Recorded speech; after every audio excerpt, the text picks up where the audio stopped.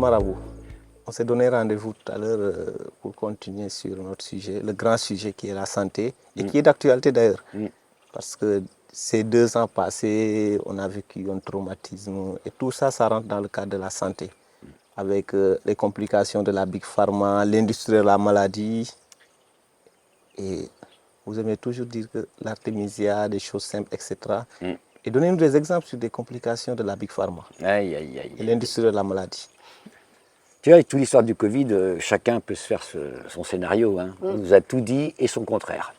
On a triché sur les chiffres, on a obligé les gens à se vacciner, enfin par tous les moyens possibles. C'était l'horreur. Pour moi, c'était l'horreur. On n'avait même plus le droit de décider pour notre propre corps et notre propre santé.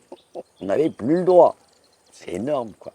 Et le résultat de tout ça, au moins quelque chose qui est certain, c'est que Pfizer, un des grands de la grande pharma, ben il va faire entre 200 milliards, autour de 150 et 200 milliards de bénéfices en un an. Waouh. Ça, on le sait. C'est une société. Sur notre santé, non? Ben, bien sûr. Une société va faire entre 150 et 200 milliards de bénéfices en ayant fait des vaccins dans le monde entier, etc. C'est scandaleux. D'accord? On peut après penser ce qu'on veut, mais ça, c'est un fait. Tout le monde peut le voir. Et donc, qu'est-ce que fait la grande pharma? Ben, elle fait du compliqué. Tiens, ça m'appelle, une fois, il y avait des gens qui étaient là, et je discutais avec eux, et puis il y avait un monsieur qui était dans la grande pharma. Puis je lui dis, bah, on n'a pas besoin de tous vos médicaments. Je dis, il y a un arbre ici qui s'appelle le nébedaille. Il suffit d'aller le prendre, il dit, ça guérit tout. Il me dit, quoi? C'est n'importe quoi, ça, c'est bon pour les gens primaires.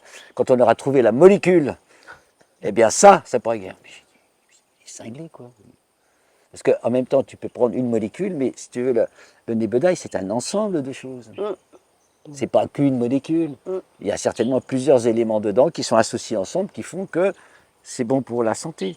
C'est pas la molécule. Ils sont d'une bêtise crasse quand même. Ouais. Ils ont, en France, par exemple, interdit l'artémisia. Elle est interdite en France. Hein. Elle est interdite. Et pourquoi ça a été interdit? Mais parce que ça guérit trop de choses.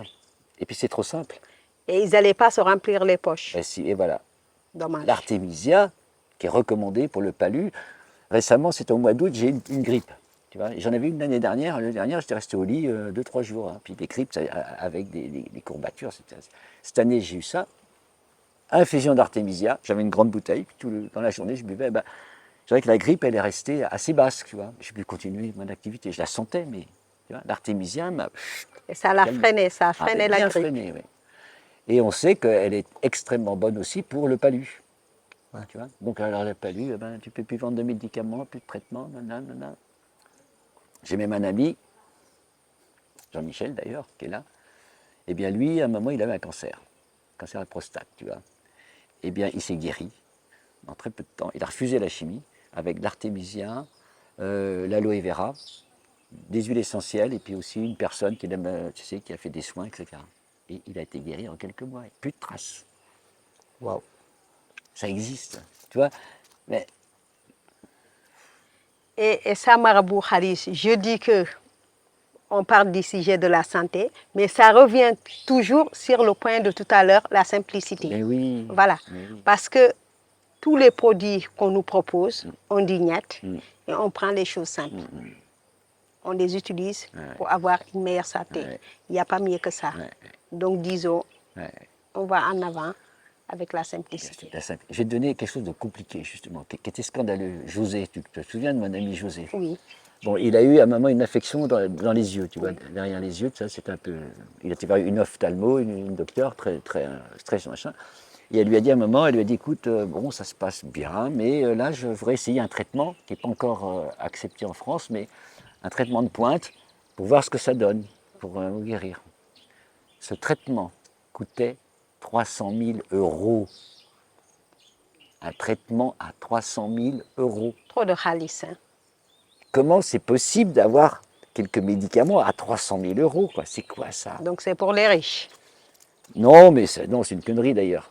C'est de l'arnaque. C'est comment veux-tu? Moi, c'est scandaleux, voilà. Je n'ai pas de mots. Comment on peut faire payer 300 000 € et toutes les chimios avec le cancer, ça coûte une fortune. En France, bon, il y a une assurance qui rembourse tout. Hein. Mais quand même, quoi. Et il y a tu sais, le MOOC.